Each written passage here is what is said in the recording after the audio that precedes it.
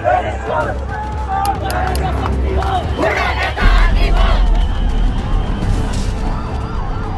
they want to control us just like a dictator.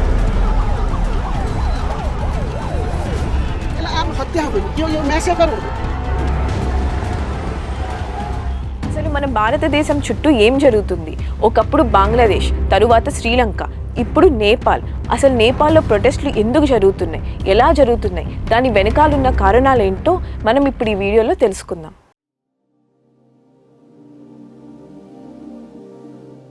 Nepal ఒక చిన్న country. ఇక్కడ జనాభా 3 కోట్లు. దీనిలో 8% ఫారెన్ కంట్రీస్లోనే ఉంటారు. సో ఫారెన్ కంట్రీస్లో ఉన్న వీళ్ళు అక్కడి నుంచి సంపాదించే డబ్బులు అంటే రెమిటెన్సెస్ రూపంలోనే నేపాల్ ప్రజలు నివసిస్తూ ఉంటారు. నేపాల్ జీడిపి 33% రెమిటెన్సెస్ మీదే ఆధారపడి ఉంటుంది. ఇది చాలా ఎక్కువ. అక్కడ ఇన్ఫార్మల్ జాబ్స్ చాలా ఎక్కువ. అంటే టూరిజం మీద మాత్రమే వాళ్ళు డిపెండ్ అవుతారు.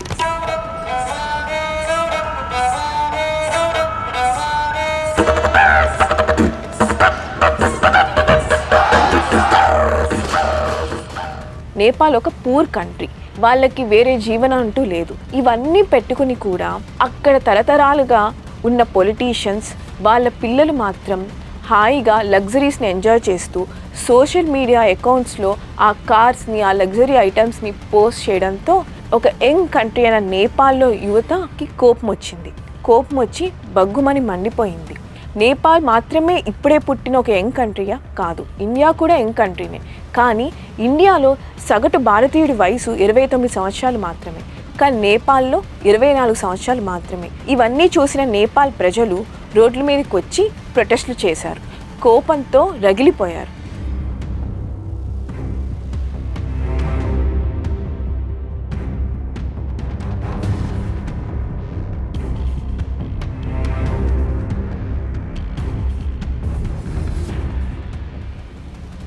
వీటన్నిటికీ మూలాలు ఏంటి అంటే సోషల్ మీడియా బ్యాన్ అని చెప్పి చాలామంది అనుకుంటారు. కానీ కాదు. దీని వెనకాల చాలా కథ ఉంది. నేపాల్ 17 సంవత్సరాల కిందే సెక్యులర్ రిపబ్లిక్గా మారింది. ఈ 17 సంవత్సరాల్లోనే 14 మంది ప్రైమ్ మినిస్టర్లు మారారు. ఈ పొలిటికల్ ఇన్స్టెబిలిటీయే మెయిన్ రీజన్. ఈ పొలిటికల్ ఇన్స్టెబిలిటీలో కూడా 3 ముఖ్య పార్టీలు మేజర్గా రోల్ ప్లే చేశాయి. దానిలో కమ్యూనిస్ట్, మార్క్సిస్ట్, లెనినిస్ట్ అధ్యక్షుడైన ఓయిలీ గారు, అలాగే మావోయిస్ట్ పార్టీ అధ్యక్షుడైన ప్రచండ్ గారు, అలాగే కాంగ్రెస్ పార్టీ అధ్యక్షుడైన దుబే గారు, ఈ ముగ్గురు మేజర్ రోల్ ప్లే చేశారు. అయితే ఇక్కడ తక్కువ సీట్లు వచ్చినప్పటికీ ప్రచండ్ గారు తన అపోజిషన్ పార్టీ అయిన కాంగ్రెస్తో మరియు ఓయిలీ గారి పార్టీతో ప్రచండ్ గారు పొత్తు పెట్టుకుంటానికి ప్రయత్నించారు. ఇది అక్కడ ప్రజలు చూడలేకపోయారు. ఎందుకంటే మావోయిస్ట్ నినాదంతో నక్సలిజం గురించి అక్కడ ప్రజలకి అవగాహన తీసుకొచ్చిన ప్రచండ్ గారే ఇలాంటి పొలిటికల్ విల్ కోసం ఇలా పార్టీతో పొత్తులు పెట్టుకుని పార్టీల మధ్య మ్యూజికల్ చైర్స్ ఆడుకోవడం అక్కడ ప్రజలు చూడలేకపోయారు. ఒక పక్కన తిండి లేకుండా, ఒక పక్కన ఉద్యోగం లేకుండా ప్రజలు అలమటిస్తుంటే వీళ్ళు మాత్రం వాళ్ళ పొలిటికల్ విల్ కోసం పార్టీలు మారుతుండడం చూసి ఆగ్రహం తట్టుకోలేకపోయారు.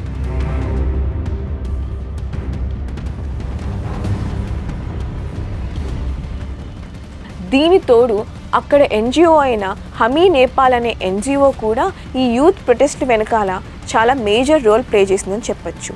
దీనికి దీపక్ భట్టా అనే ఒక ప్రముఖ పారిశ్రామికవేత్త దీనికి ఫండ్ చేస్తున్నారని కూడా ఒక పుకారుంది.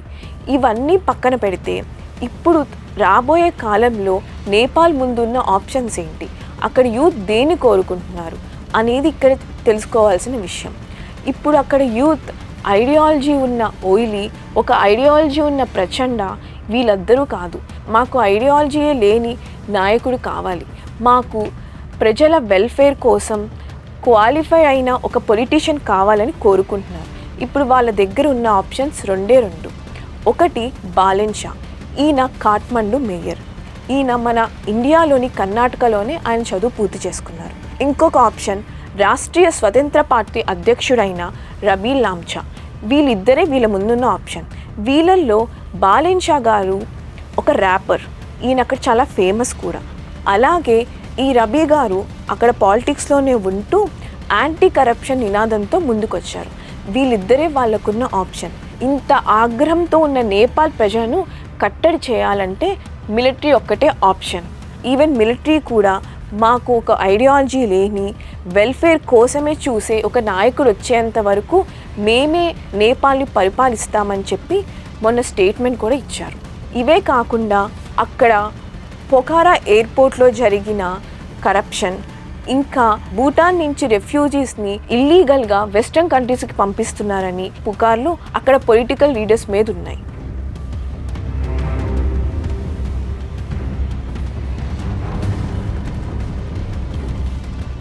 ఇప్పుడు అక్కడ మిలిటరీ వాళ్ళు కూడా పొలిటికల్ ఇన్స్టెబిలిటీని తీసేయడానికి ఒక వెల్ఫేర్ ఇంకా క్వాలిఫైడ్ లీడర్ వస్తేనే నేపాల్ సరిగ్గా ఉంటుందని భావిస్తున్నారు. ఇవన్నీ చూసి ఆగ్రహంతో ఉన్న ప్రజల మీదకి గవర్నమెంట్ అస్త్రంగా సోషల్ మీడియాని బ్యాన్ చేసింది.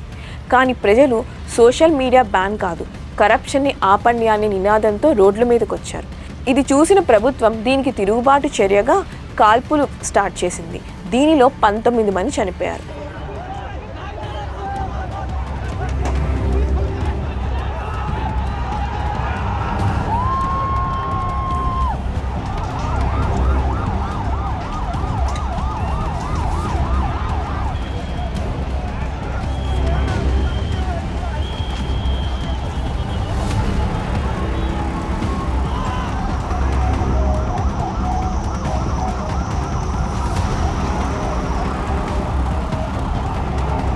మంగళవారం ఇంకా ఆగ్రహానికి లోనైన ప్రజలు పార్లమెంట్ బిల్డింగ్నే కాల్చేశారు. ఇలా జరుగుతున్న ఈ నేపాల్లో స్టెబిలిటీ రావాలి అంటే మిలిటరీ కూడా ఒక క్వాలిఫైడ్ అండ్ వెల్ఫేర్ స్టేట్ని కోరుకుంటున్న నాయకుడు మాత్రమే ఇక్కడ ప్రొటెస్ట్లు ఆపగలరు, ప్రజల్ని శాంతించగలరు అని నమ్ముతున్నారు.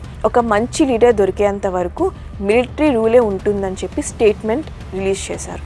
ఇంకా ముందు నేపాల్ భవిష్యత్ ఏంటి, అక్కడ ఏం జరగబోతుంది, ఇవన్నీ తెలుసుకోవాలి అంటే మా విష్ణు ఐఏఎస్ అకాడమీ యూట్యూబ్ ఛానల్ని సబ్స్క్రైబ్ చేసుకోండి.